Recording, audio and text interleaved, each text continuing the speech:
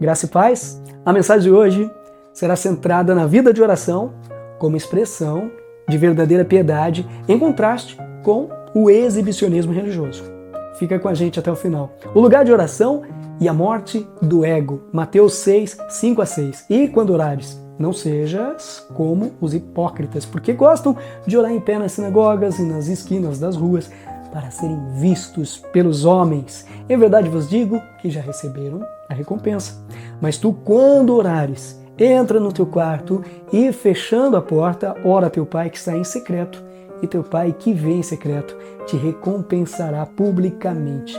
Leonard Ravenhill, em muitas de suas pregações, confronta a superficialidade do púlpito moderno, onde muitas vezes se busca reconhecimento humano em vez de temor de Deus. O púlpito pode ser uma vitrine, onde expomos nossos talentos.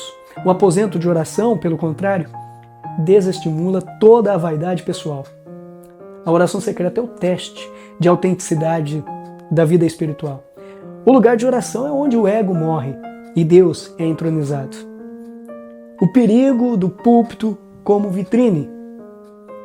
Jesus denuncia as práticas hipócritas dos religiosos da sua época.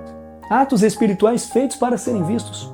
Devido à nossa inclinação ao pecado, existe o perigo da vaidade. E isso pode atrapalhar a nossa vida com Deus. Pois entendemos que a glória é somente de Deus, só lhe deu glória. Qualquer exaltação humana dentro da igreja é idolatria. Isso é importante dizer. Hoje se valoriza a performance na pregação e no louvor, e muitas vezes o homem é exaltado e não Deus. A palavra de Deus nos chama à humildade diante da soberania de Deus. E a oração em secreto como expressão da verdadeira piedade.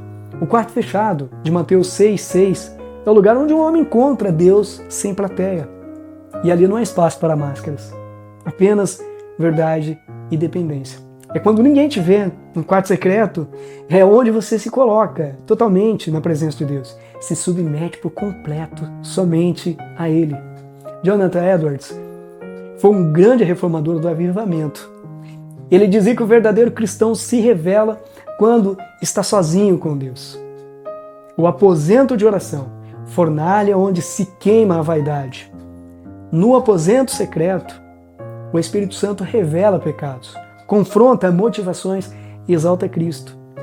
Ravenhill dizia: ninguém é maior do que a sua vida de oração. Oração não é método, é morte e comunhão. O eu morre, Cristo vive.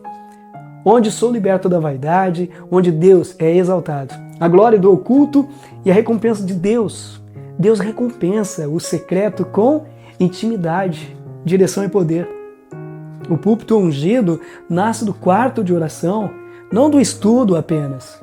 Homens como John Knox, Lutero, Spurgeon foram homens de púlpito porque foram homens de oração. Antes de tudo buscavam a Deus, eles não tinham preguiça de ficar horas na presença de Deus. Suas vidas eram de total dependência do agir de Deus em suas vidas. Reavalie seu tempo de oração. Ele existe, é prioridade. Líderes espirituais. O púlpito não substitui o secreto.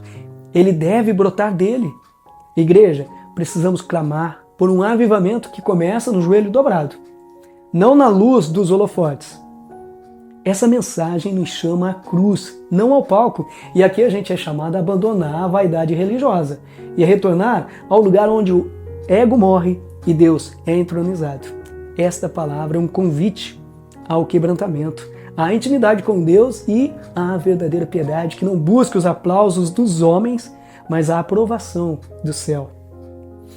A verdadeira espiritualidade é forjada no secreto e é vista pelo céu e não pelo mundo.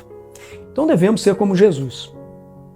Homens e mulheres que se retiravam para orar antes de se expor ao público. Como deve ser a nossa oração nesse tempo?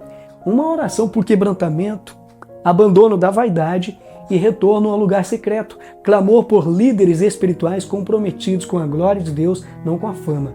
Vamos aprender com Jesus, que nos ensina em Mateus 6,6. Mas tu, quando orares, entra no teu quarto. Antes de expor a palavra de Deus, precisamos nos dobrar diante de Deus em secreto. E dele vem a capacidade para a gente falar a verdade e viver aquilo que aprendemos da palavra. Essa palavra é muito importante para todos nós. As pregações de Leonard Ravenhill muito nos incentiva a viver realmente aquilo que a palavra de Deus ensina. O evangelicalismo moderno, a igreja moderna, tem mudado totalmente o sentido, o entendimento da verdade bíblica. E a gente precisa tomar todo cuidado com tudo que está acontecendo. Líderes espirituais que estão aí buscando a fama, ganhar muito dinheiro. Hoje você vê muitas franquias, a igreja se tornando empresas. E isso não pode se tornar realidade na nossa vida também. Se alguém está fazendo isso, deixa para lá.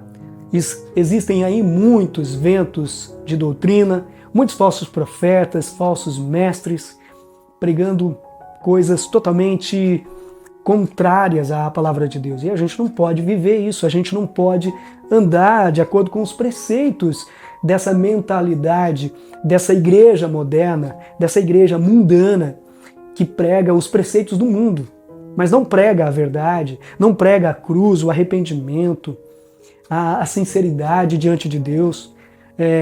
O quarto de oração é importantíssimo. Você vai pregar a palavra de Deus? Então você precisa se dobrar diante de Deus antes de pregar, antes de se expor ao público. Você precisa buscar a Deus no seu quarto secreto, quarto de oração.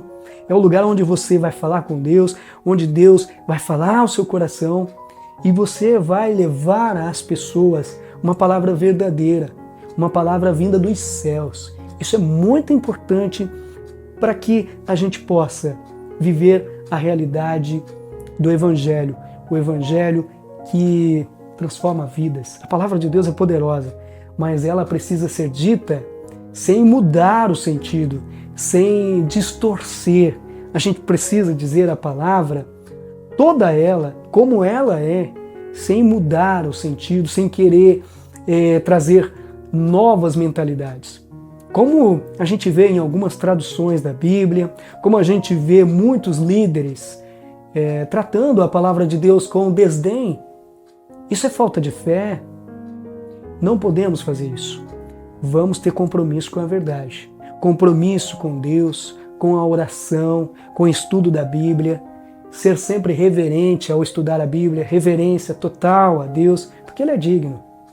Ele é digno de toda a honra, de toda a glória, só lhe deu glória. E essa é a nossa função, de estar aqui trazendo uma palavra de fé, de esperança e também um alerta a toda a igreja contemporânea. Que Deus abençoe sua vida, que possamos ser fiéis à palavra de Deus, fiéis àquilo que Ele nos ensina na palavra e seguir o caminho que a palavra nos indica, que é Cristo Jesus, o nosso Senhor, nosso Salvador. Muito obrigado. Se você gostou dessa palavra, curta, comente, compartilhe e se inscreva no nosso canal. Deus abençoe sua vida.